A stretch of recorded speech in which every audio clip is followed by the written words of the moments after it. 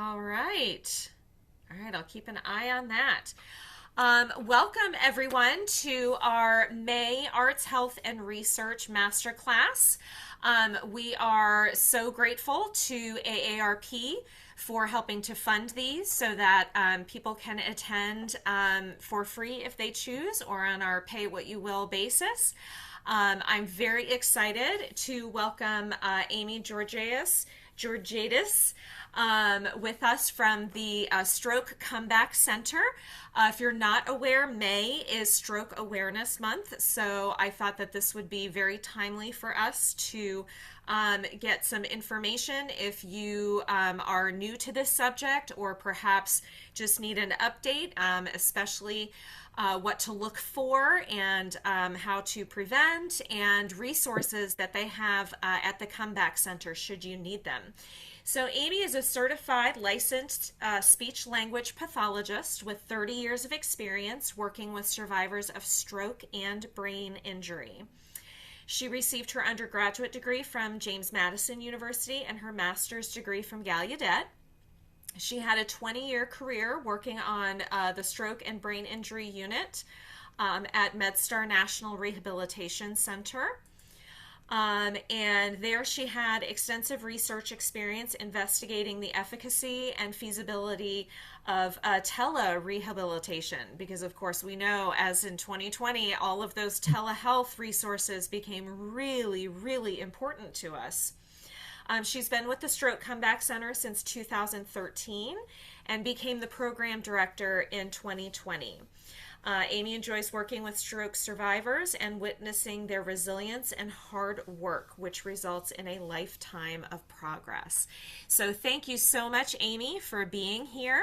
And I'm going to turn the program over to you. I invite folks to put questions in the chat as they kind of come to mind, and then I'll make sure that we have time for questions and answers at the end. So, welcome, Amy. Thank you. Thank you so much for having me. I'm hoping everyone can hear me okay. Great, wonderful.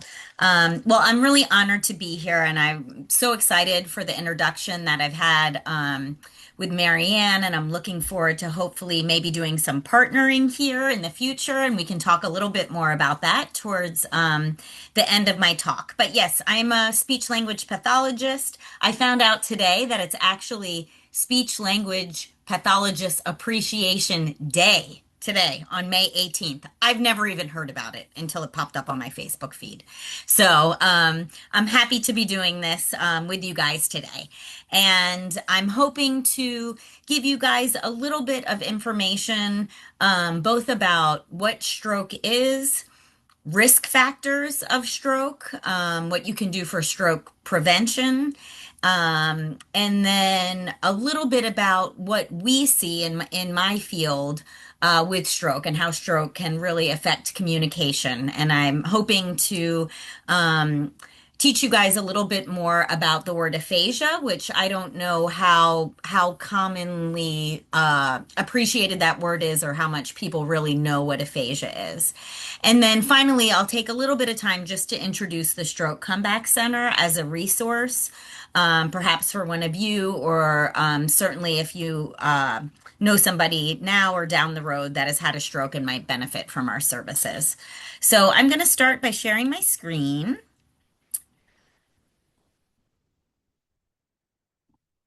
Okay.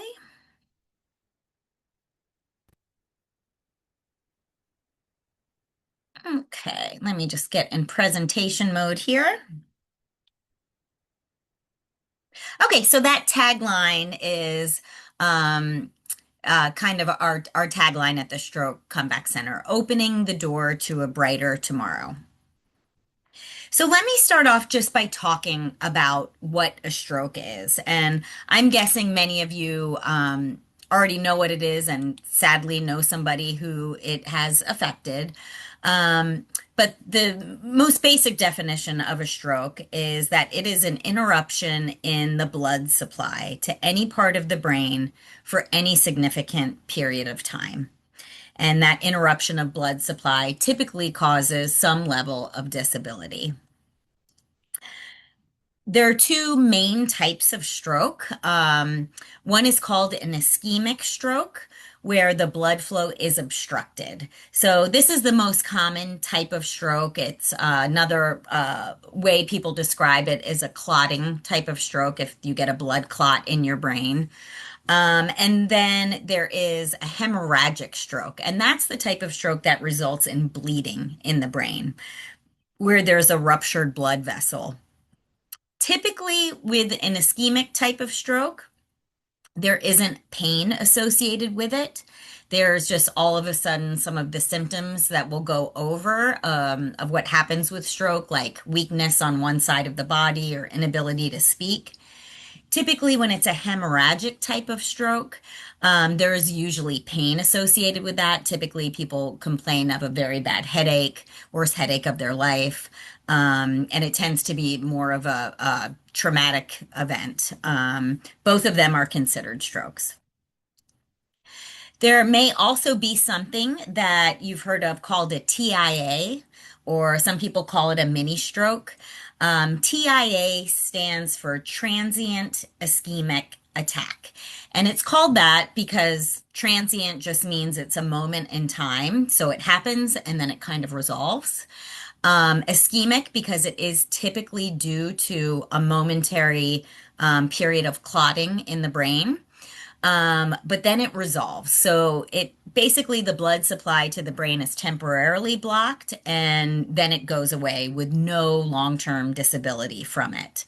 So typically when somebody has a TIA, they may say something like, "Oh, it wasn't a big deal. I couldn't move my right arm for a minute and then it went away. It was completely fine."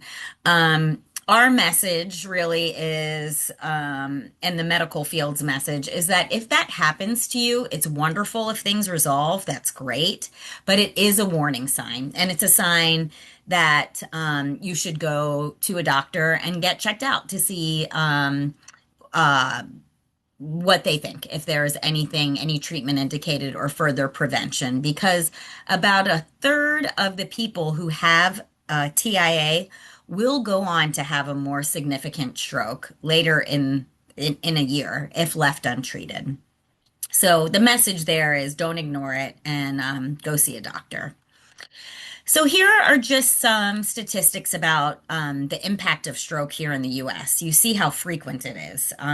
Every 40 seconds, someone is having a stroke in this country. So almost 800,000 people a year have a stroke here. It is the most expensive thing that happens in the medical field. It costs the US $34 billion annually.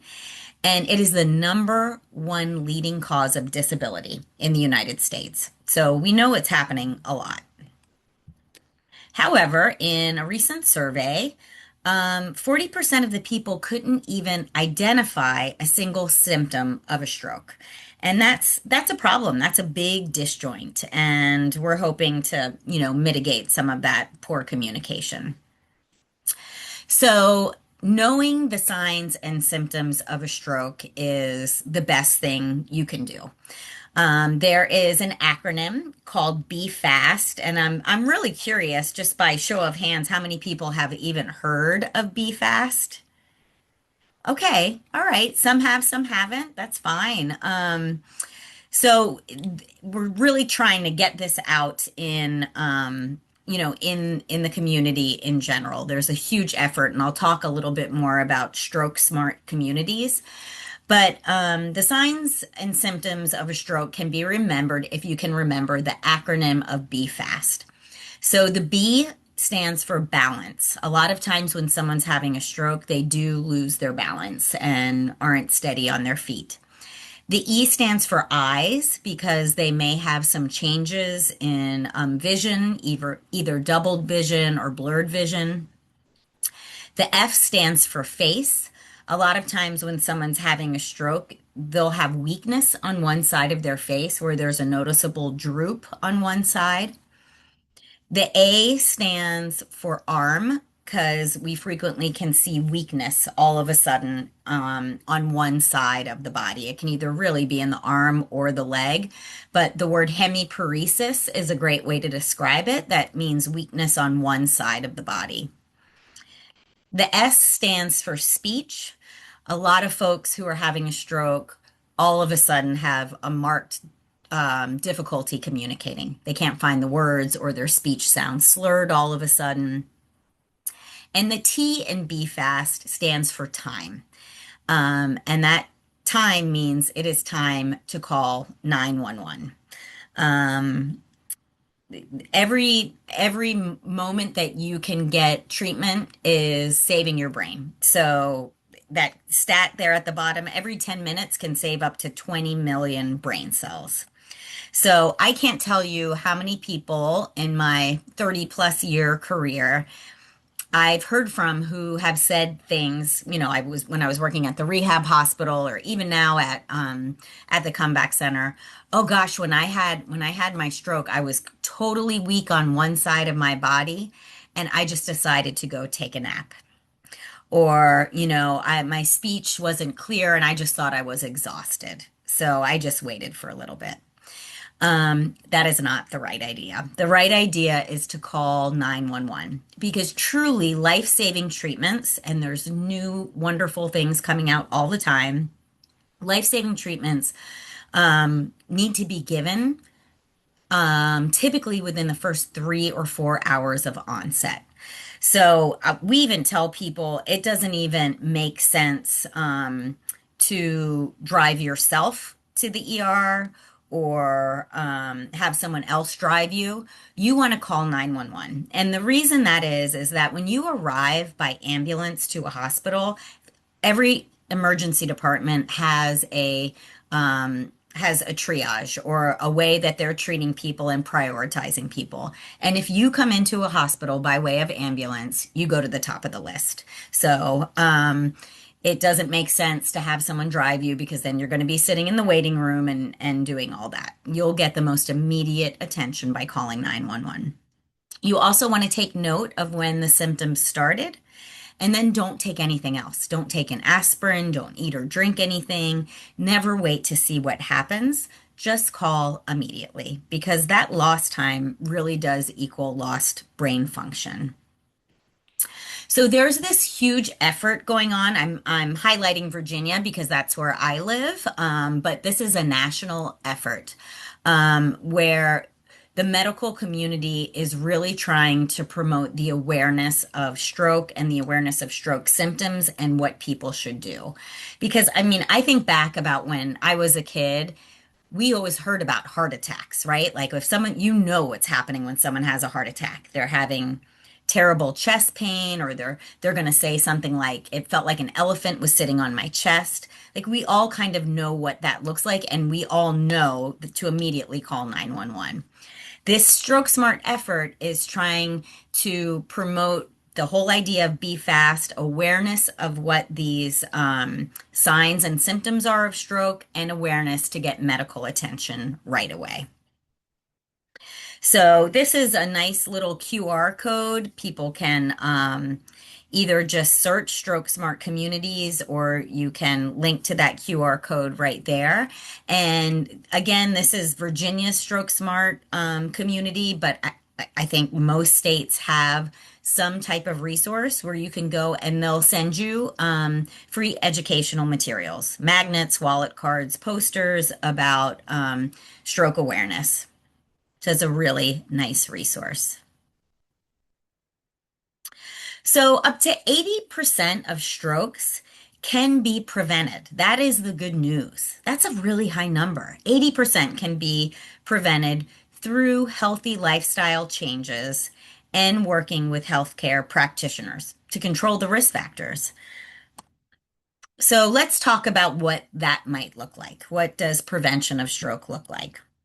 Lowest hanging fruit. The easiest thing anybody can do to prevent a stroke is to not smoke. So, quitting smoking is giving you the best bang for your buck. So, I would like to think we're all older and smarter, that no one's hanging out with cigarettes anymore, but I still see people smoking. So, that is the best thing you can do to prevent stroke. Moving your body more. So, men and women who are more active have a 25 to 30% lower risk of stroke than those who are less active.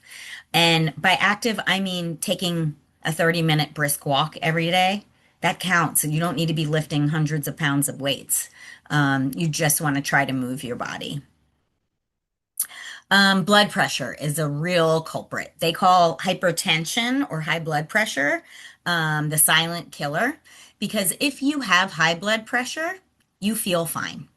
There's really not a clinical symptom of high blood pressure. It takes you going to your doctor, getting a physical to find out that you are hypertensive. And that is a real good plug for getting an annual physical and getting checked out. Because if you go and you find out that you have high blood pressure, there are wonderful medicines out there to control it. High blood pressure is the leading cause of stroke. And then eating a healthy diet. That's the other thing that can really help. Lots of fruits and veggies, whole grains, fish and nuts, and avoiding things that are very high in cholesterol or high in fat and trans fats. So I don't think any of this is really news. If all of these things sound like they're the exact same things that you would do to have a healthy heart, that's because they are. Because the heart is circulation, and that is related directly to the brain and to stroke. So let's talk a little bit about well, actually, let me stop there, Marianne, because I'm not looking at the chat box at all. Is there anything? It's a good place to stop just from a break in shifting gears. If there are any questions. There's nothing in the chat. Does anyone have a question? Feel free to raise your hand or unmute and ask. As I say in my choir rehearsals, going once. Because if I say Right. moving on, somebody says, wait. Yeah, yeah. I'll be here for questions. So even if you think of one later, no problem. Um, so let's talk a little bit about really basic brain anatomy. Um, the left hemisphere of the brain controls the right side of the body, and vice versa. The right hemisphere of the brain controls the left side of the body. So if there is a stroke that occurred in the right side of the brain, the person will be weak on their left side, and vice versa. And the brain, if you see a picture of the brain looks very symmetrical, right? There's a big line down the middle, and there's two hemispheres that are prominent, that left hemisphere and right hemisphere, and they look very similar, but they have very, very different roles. Um, that's just another one. Left stroke, right paralysis. The left brain tends to be, for most people, almost all right-handed people, and the majority of left-handed people, the left brain is much more logical. It's in charge of language and logical thinking. The right side of the brain, for most people, tends to be our more creative side. Music lives there, art lives there, visual spatial skills live there. So the left hemisphere, as mentioned, is home to language. So there's these two really important areas in the brain that are circled in that diagram as far as language goes. Something in the front of the brain is called Broca's area. That is in charge of the production of speech and the generation of language, coming up with what we want to say. And then on the back left portion of that kind of midline of the brain is Wernicke's area. And that's in charge of processing or understanding speech. The problem is when somebody has a stroke, it can it can affect both of those areas or just one or the other. If there is a large, what we call middle cerebral artery stroke, it can really affect both of those areas. So it affects somebody's ability to understand what's being said to them and to produce language and talk. And that is what aphasia is. So, aphasia is a communication disorder. So, this is like if there was one message that the Stroke Comeback Center really wants people to understand about aphasia, is that aphasia is not a loss of intelligence. It is a loss of language. So the people who have it may struggle with processing what they hear. They may have difficulty reading written words. They may have trouble speaking, and they may have trouble writing. But in their mind, they're thinking clearly. So I always give the example of somebody with a more severe aphasia who can't generate a lot of words. If you ask them, "What is today's date?" they may have a real hard time saying May 18th. They can't find that word. They're having a terrible time generating numbers.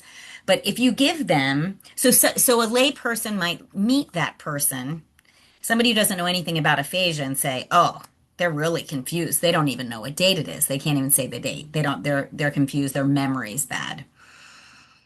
That is not the case. Usually with these people, if you give them a calendar and say, "Find today's date," they're flipping through and they know it's the fifth month and they can find the 18th on the calendar. They may be really good at directing you on how to get home in a car by pointing, but they can't say, make a right turn on Maple. So those are just some things that kind of highlight the difference between what is really language and what is really intelligence. People get better from aphasia in all different ways. There's some instances where people have a very severe aphasia initially, and then it almost completely resolves. And so we use those examples to really learn from people what it was like when they had the severe aphasia. And a lot of folks will say it would be like being picked up and dropped in the middle of Russia or Japan if you didn't know any of that language. So if somebody's looking at you and holding a mug of coffee and a big pot of coffee and says something to you that you don't understand, you might get that they're asking you if you want some coffee.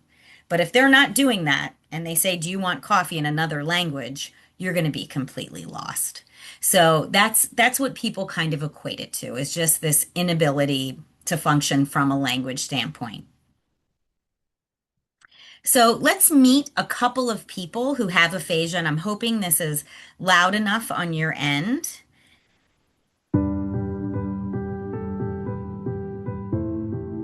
Mike, describe aphasia. Okay. Jumbled.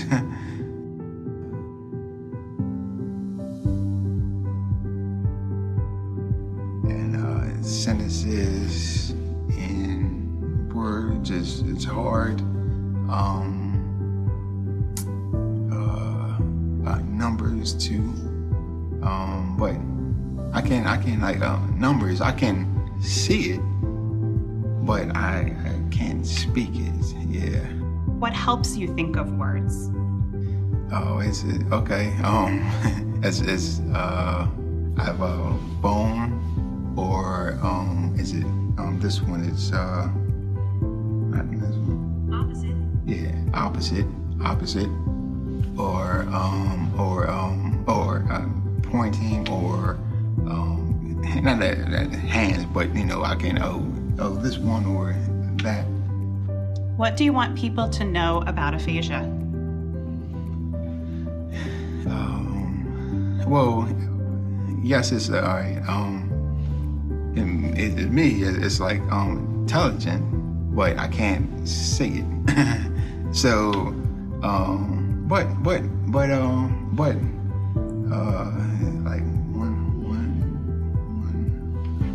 2 years ago, 2 years ago, I can't talk, and now it's it's helping, but it's hard though. But you gotta. Me, it's like I gotta do it. so.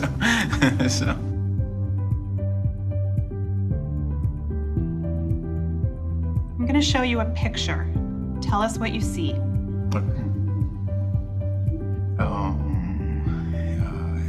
Eating. Eating soup. No, it's no pasta. Eating soup, and it catty. It's catty, and it's eating, and it's I don't know, like messy.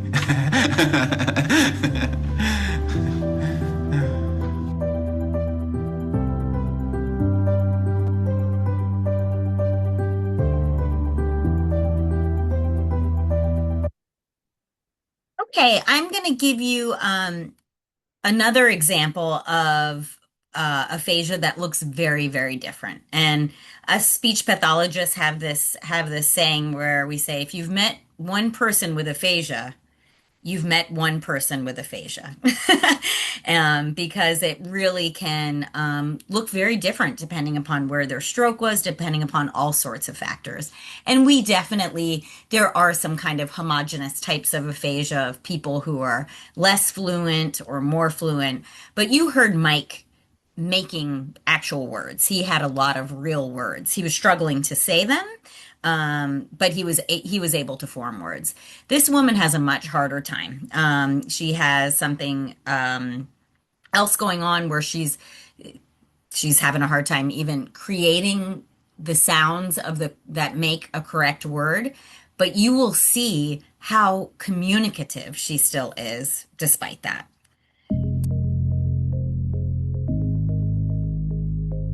Janet, can you tell me a little bit about yourself? Um, um, one, two, what you? Two, Yeah. you have Yes. two kids. Yeah. Mm-hmm.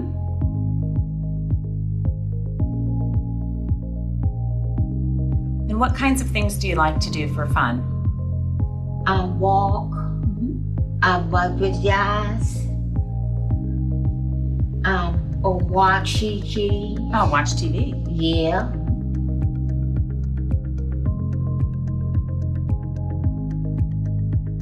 Let's talk a little bit about aphasia. Alright. Okay. What does it feel like when you're looking for a word? Wah, wah, wah, wah, wah, wah, wah. If you want what was used, is your what you use. Wah, wah, wah, was used.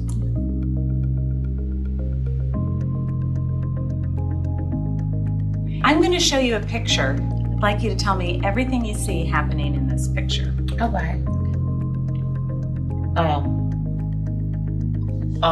Why? Why in your one in there was Yeah, what would you say that this man is doing? what? What? Yeah. What happened? Yeah, what was yours? You are yours. Yeah.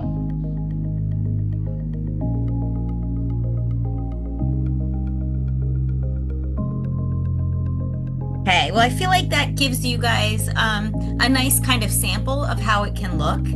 And like anything else in the speech therapy world, it can present itself as a very severe form or a very mild form and anywhere in between. Obviously, the second example, she was having much more severity of her aphasia. So here's just a couple of facts about aphasia. It's really common. 2 million Americans have it.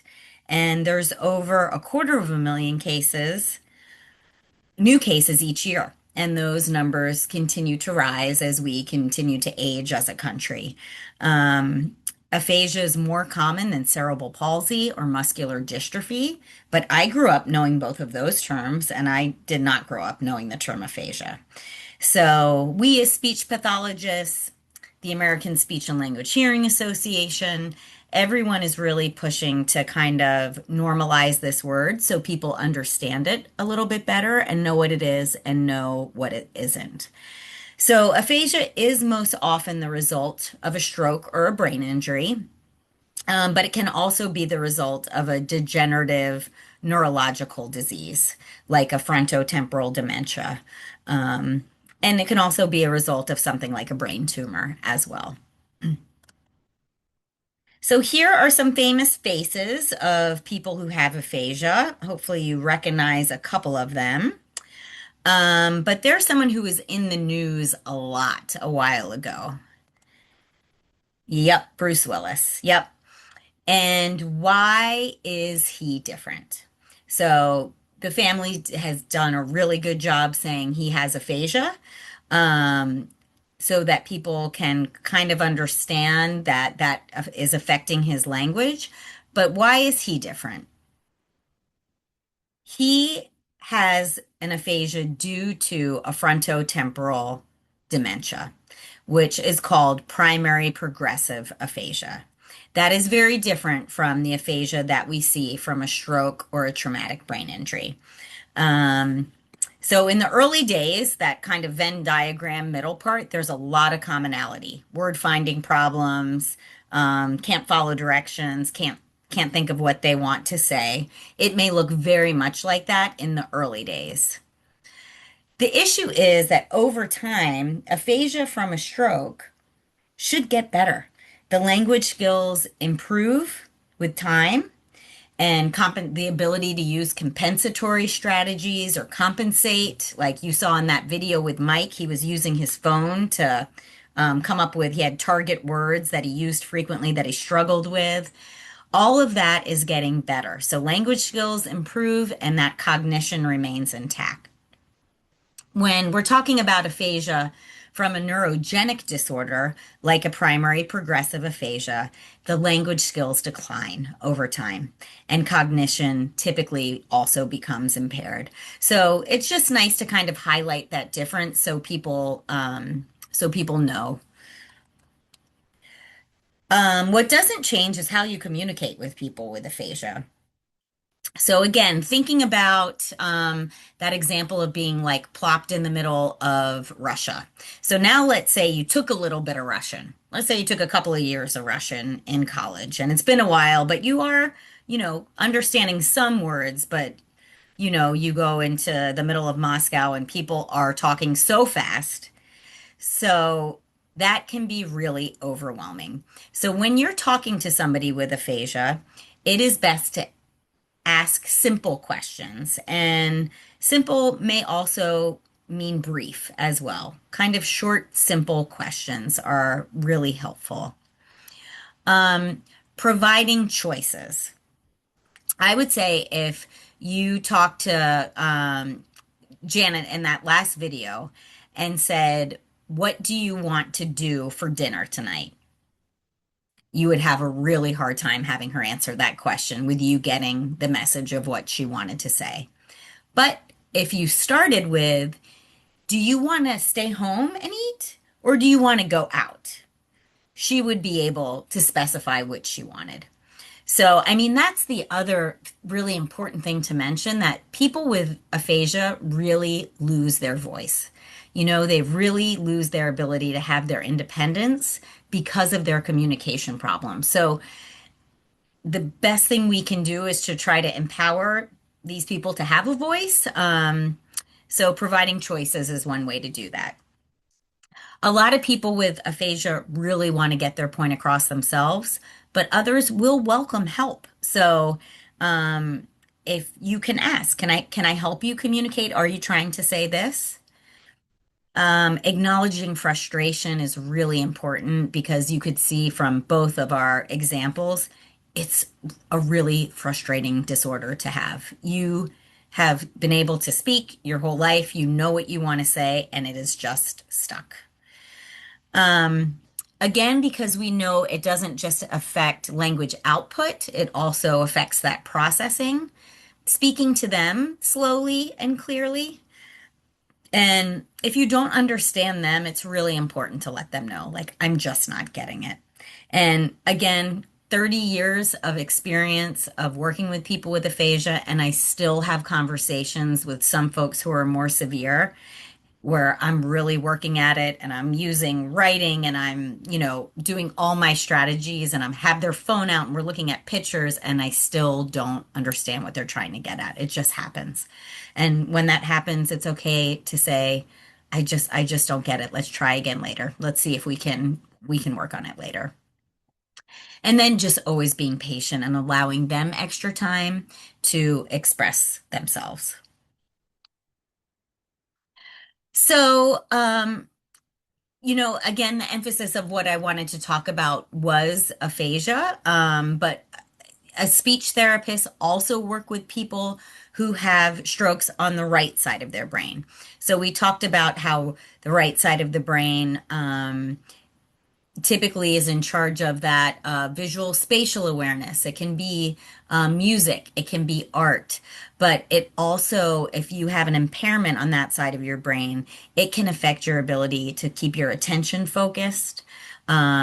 It can affect your ability to remember, especially more recent memories are typically harder to kind of lay down or hold on to. It can affect problem solving where someone can't figure out how to do something or is unsafe doing it. And it can affect somebody's ability to be organized. So you may see personality or mood changes with right hemisphere disorder. And in a lot of cases, somebody's insight or their ability to kind of understand their limitations is affected. So, in my early days when I was working at the rehab hospital, I would meet people with right hemisphere damage who had, complete hemiparesis on their right side and they were trying to get out of bed because they just had to get to work. With the inability to appreciate that this major thing has happened and they will fall if they try to get up and that they're not ready to go back to work. So that obviously is a very different set of skills that we work on as speech pathologists, but very different than what we typically see with left hemisphere. So let's talk a little bit about what recovery from a stroke looks like. I am not a doctor, so treatment of stroke, there's a lot of different medical interventions that can take place, including a clot busting drug if it's known to be an ischemic type of stroke. There are some surgeries that can be done. But all of that is really out of my realm as a speech therapist. So I'm going to just speak broadly about timelines after stroke.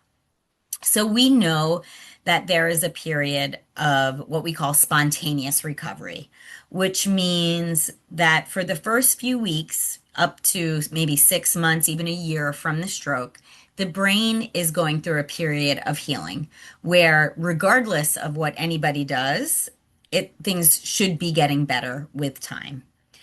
And then after that year kind of milestone, we look at that as long-term recovery.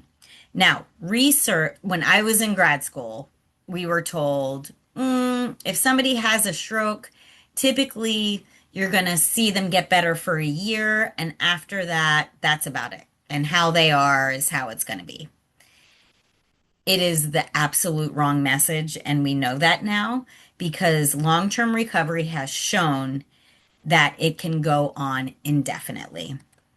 And we know that because there's so much ongoing research now about neuroplasticity. And that is long-term treatment is based on the knowledge now that continued stimulation of the brain will result in improvement. It doesn't mean that it's necessarily going to go back to the way it was. I do kind of think of it like a roadmap. If you're, looking at this picture with all these points from one point of the brain to the other, if there was, a straight line from A to B before, and then a big stroke happens in the middle, you can't take that straight line any longer. But to simplify it, we envision it like maybe that pathway can reroute. And it may take a lot of time and it may take a lot of practice, but we can see improvement over time, and especially with ongoing treatment and intervention. So again, that stroke recovery process, typically what it looks like as far as where people are is you're calling 911 after somebody has a stroke. They go to the acute care hospital. Typically now the length of stay in an acute care hospital after a stroke is a few days. And then if they're good enough candidates to be able to tolerate something like inpatient rehab. And that's kind of a sweet spot because you need to be healthy enough to get out of the hospital and well, but sick enough to not be able to go home, but well enough to be able to tolerate a lot of therapy. So if you're lucky, you could go to inpatient rehab. Then maybe you go home and you get some home health care where therapists are visiting you in the home, and then eventually outpatient therapy. And people can truly jump in at any time. Sometimes people go right from acute care directly to outpatient if they're well enough. That is typically the trajectory. Um, Typically, across that entire continuum, you see different types of therapy. There's physical therapy that typically focuses on walking, mobility, and strength. They help fit people for walkers or canes or wheelchairs. There's occupational therapy, which focuses more on activities of daily living like bathing and dressing and using the toilet. They focus a lot on upper body mobility and strength. And they may help you with adaptive equipment like, using a sock threader to help you put your socks and shoes on. And then there's speech therapy. And we typically work with speech, language, cognition, and even swallowing. So here's the contradiction. If we know the acute care is only a few days, rehab hospital, maybe a week or two, then you have outpatient. Typical reimbursement for outpatient speech therapy is about 30 sessions, which, even if you're doing that only twice a week, we're talking a few months before that expires, then what? So that is truly how the Stroke Comeback Center was founded. So I'm going to pause again here before I give you guys a little bit of my spiel about what we specifically do at the center, just to see if there's any questions about stroke, stroke treatment, rehab, or anything like that. I'll just pass from the chat. Martha says, as a neurologist, I just want to add that there are forms of migraine with initial so-called aura that can seem like a stroke has caused visual or numbness or weakness or even aphasia before the headache. The clue is that neurological deficits don't come on all at once, but maybe one at a time. Yeah, and I would say, if you're prone to those migraines with aura and you've been diagnosed with that, probably wouldn't be cause of concern if you've had that history with them. If you've never had one and something like that happened, you know, I think it's reason enough to get checked out. But yes, and that is best case scenario, right? Let that be your biggest problem that you called 911 and didn't have a stroke, you know. And then Jan and Martha were talking about intonation, melodic intonation. Have you found that if a question is sung to a person, that there's a greater chance of answering? I'm a retired neurological music therapist, and we typically sang. Um, Sorry, there's something in the way that I can't see. People responding more fluently if they sang or used melodic intonation as an intervention, and Martha was agreeing with that. Yes, yeah, it's definitely one of the treatments. We talked about how the right brain is tends to be musical. So if there is left brain damage, some people do respond. And with post-stroke, if somebody has aphasia, you will see their language start to return with things that are very, very rote. So things like counting frequently, people can do who have aphasia, even if they can't, look at the number 16 and say 16. They can count 1 through 10. They may be able to sing happy birthday because we've done it so many times in our life. So those things that are very rote tend to be more preserved. But yes, we have had some luck that melodic intonation therapy as a speech therapy tool is usually reserved for people who have a much more significant form of aphasia where they're learning kind of melodic patterns that help with their output. Yeah. Good. That was it from the chat. Are there any questions from the floor, so to speak?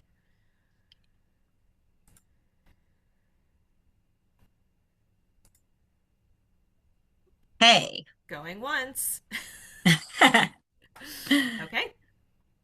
Okay, well, I will just give a little bit of background about what we do at Stroke Comeback, just so that everyone that's on this call knows of it as a resource. And a lot of the information that I'm going to share is talking about post-stroke wellness in general. So it's a little bit of combination about what we do and then also what we think is great for any stroke survivor, whether they come to the center or not. So, the Stroke Comeback Center is a nonprofit organization. We're a 501c3 organization, opened in a very small center in Oakton, Virginia, back in 2005. It was started by a speech pathologist, a woman named Darlene Williamson, who hung out her own shingle and said, "We have got to do better for stroke survivors because they're getting kicked out of insurance reimbursed care, and we need an affordable way to help these people continue to get better indefinitely." So we moved to a larger location in Vienna in 2009 and opened a second brick and mortar center in 2018. And now we've grown to about 150 weekly participants. And every week we have over 80 classes that we're offering. So currently we have centers in Rockville, Vienna, which is our headquarters, and then we also have a very robust virtual stroke comeback center, which actually just got underway pre-COVID because one of our therapists wanted to move to the Outer Banks. So she said, "Can I try to offer some virtual classes?" And we're so glad she did because then when COVID hit, we had the infrastructure to start running classes virtually. And that this made my whole research heart of all the work I did in my former life working with telerehab all come to fruition because we were looking at it years ago thinking it was a viable way for people to participate. And we know now that it is with all of the telemed that goes on. The way we operate is in small classes. That's how we keep our fees affordable. Our classes address all different aspects of language and cognition. The majority of our classes are for people with aphasia or right hemisphere stroke disorder. But we also do run some classes that are outside of that, and I'll talk about that in a little bit. Individuals can join us regardless of the time since their injury.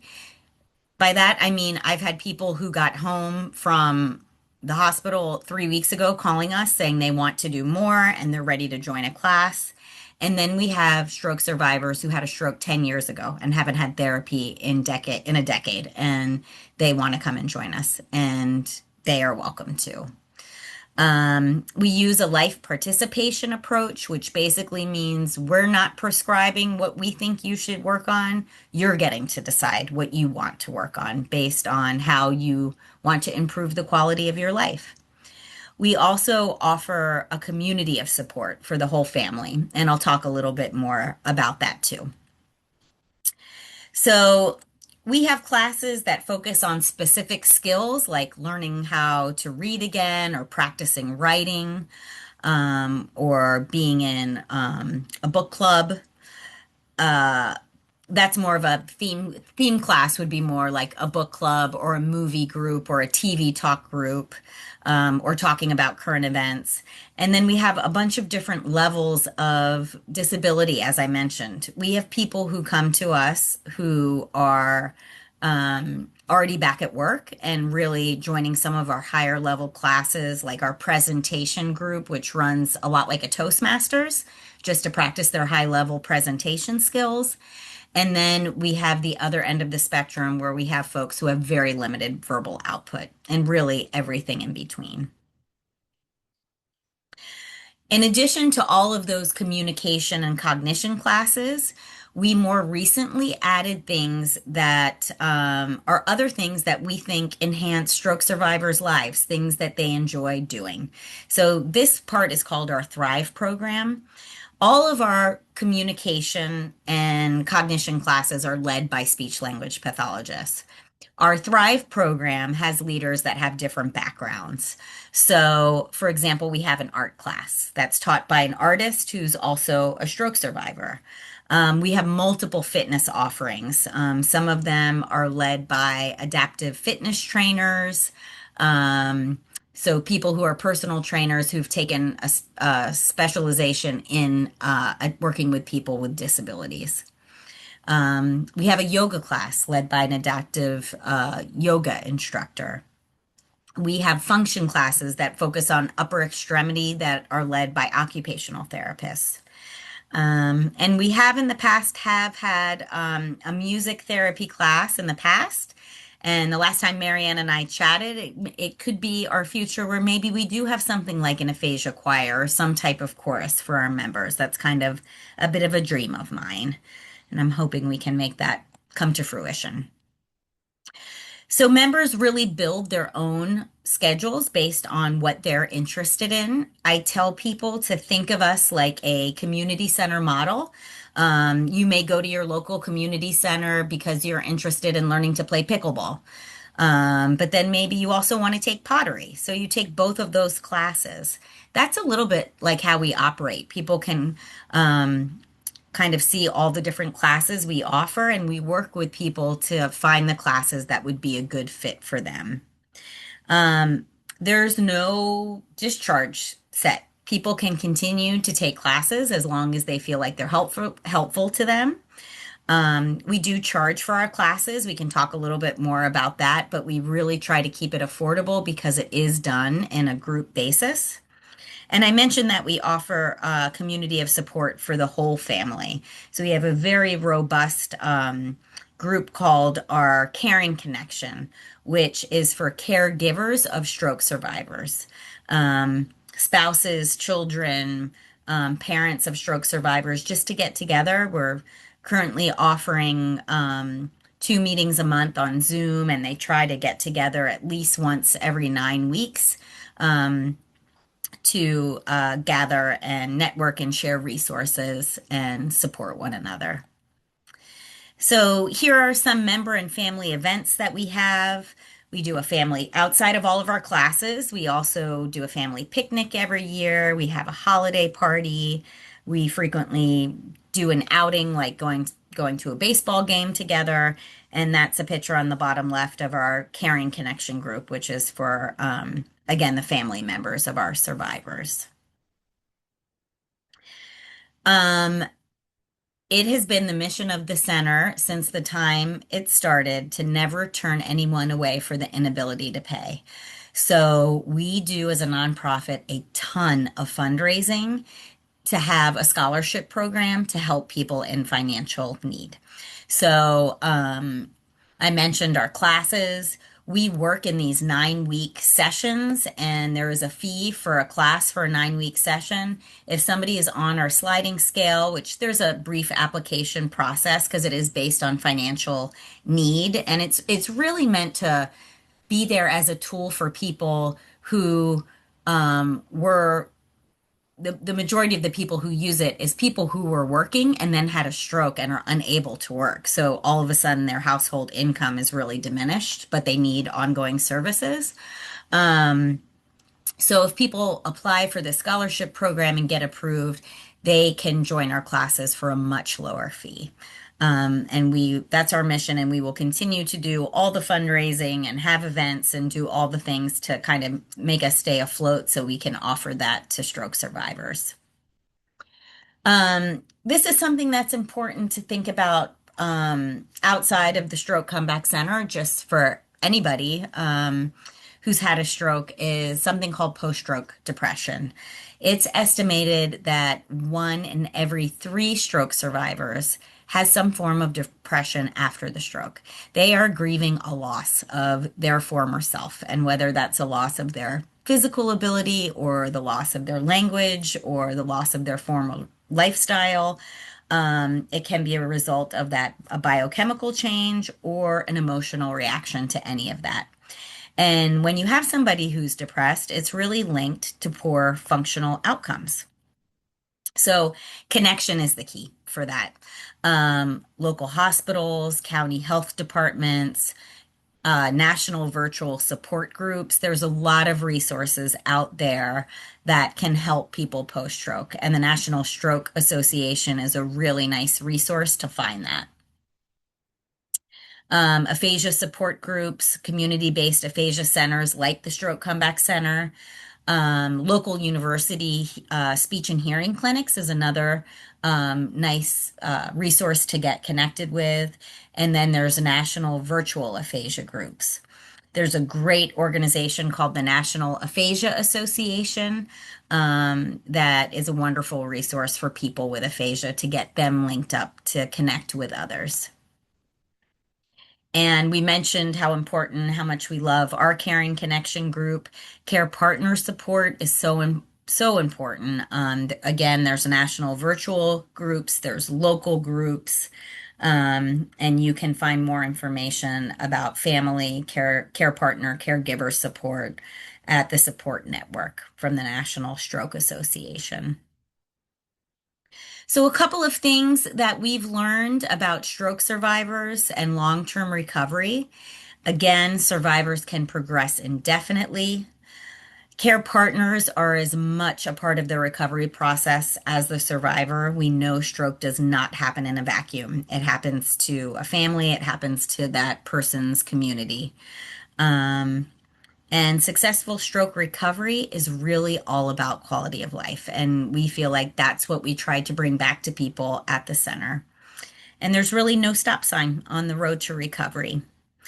So, again, that belonging to a community, a lot of our respondents and surveys that we put out have said that the center has helped them make new friends and feel more hopeful about their future, which is really nice. I love this quote. We laugh together, we cry together. There's no other place like this. We believe that aphasia may not be fully fixable, but it is livable, and we've really strived to help people live successfully with aphasia. And what can you do to help? You can be a stroke smart champion. And when I give this talk to people who are younger and they say, oh, that stroke happens to older people, I don't need to worry about it. Stroke can happen to young people. We have plenty of young people at our center. But B, the younger people are typically the ones who are accompanying the older person when they're having a stroke. So young people need to know too. So even if you turn around tonight and educate your family, that would be a great start of just knowing the Be Fast message, of knowing the signs and symptoms of a stroke and knowing to call 911. And how you can help us specifically at Stroke Comeback, you can spread the word. We're always ready to help new families. The process is really just to call the center. We do have an onboarding process where we call it our intake. We get to know the member, really look at how they are doing with their skills so we know what classes to recommend.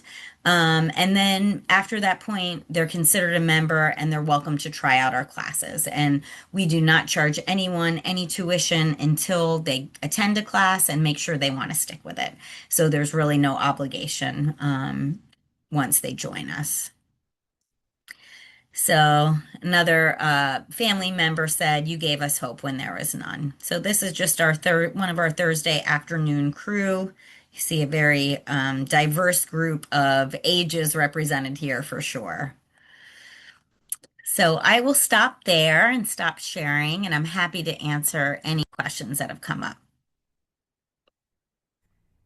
Thank you so much, Amy. Let me get back to the chat because we did have a couple of questions that came up. Joan asks, do strokes affect the upper extremities more frequently than the lower extremities? I noticed that you offer classes and activities for upper, but not for lower. Yeah, no, not necessarily. I think upper, usually if somebody has hemiparesis, they're going to have hemiparesis in both their arm and leg to some degree. We have not found a really cost-effective way. It's much harder to focus on ambulation in a group setting because of safety. right? So when an occupational therapist can work together around a table with people with and practice like picking up buttons or moving things in a group, so that they're working on dexterity or upper Mhm. extremity function without it being a safety issue. When you are doing physical therapy, it typically is one-on-one after stroke because somebody needs to be right there. So group therapy for lower extremities is just less common because it's less safe. So that is why again, the exercise classes are great, but they're not physical therapy. So we would love a solution to that, but it typically means we need more leaders. Yep. So. Okay. And then Joan also asked if you could put the National Support Organization information up again, Oh, sure. or put it in the chat. Mm-hmm. And then Martha said, "The center sounds great. Add music." Right. So I said, "We're talking about it. We are talking about it." Good. Okay, I think I need to start this again here. Okay. Oops. I did not mean to stop sharing that. Sorry.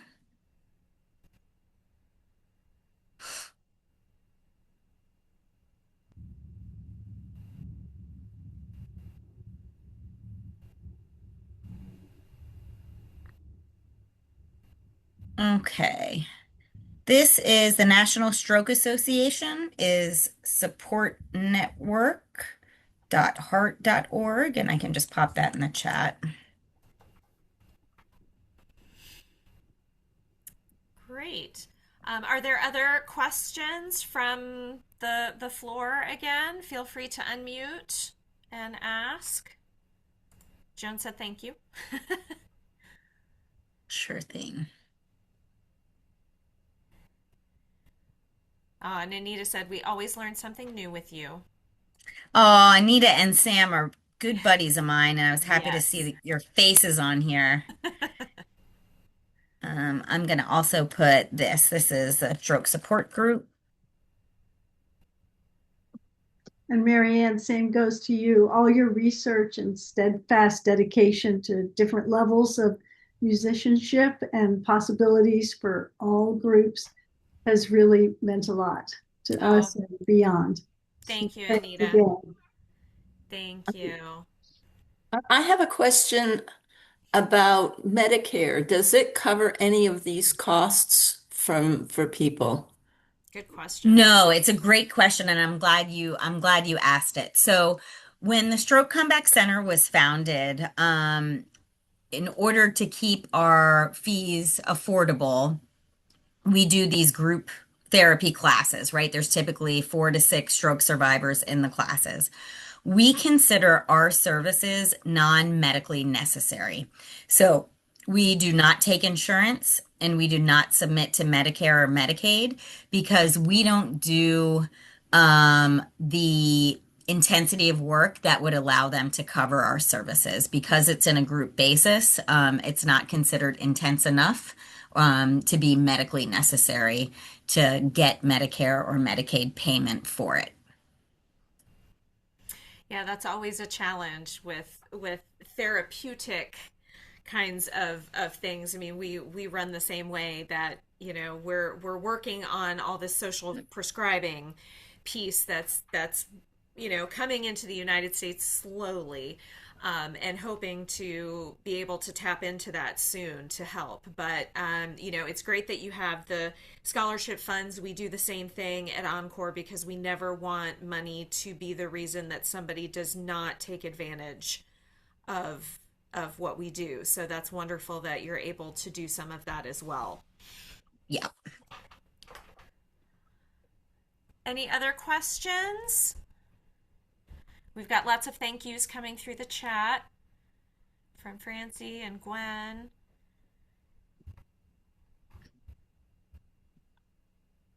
Going once.